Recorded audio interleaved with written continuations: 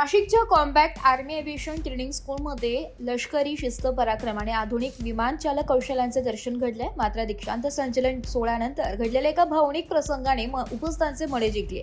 ते म्हणजे प्रशिक्षण पूर्ण करून वैमानिक म्हणून नव्या जबाबदारीसाठी सज्ज झालेल्या भारत भारद्वाज यांनी आपल्या प्रियसी आरुषीला सर्वांसमोर लग्नासाठी मागणी घातली.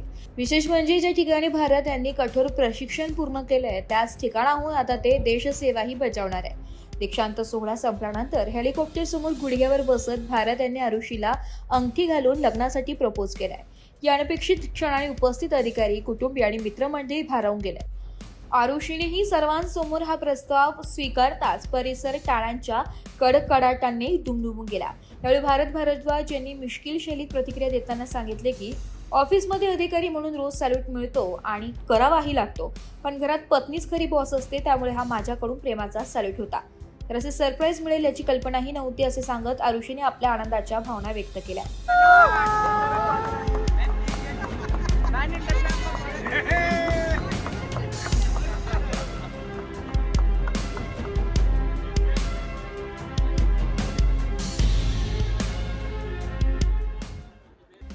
वृत्तसंकलन विभाग, एव्ही न्यूज, नाशिक.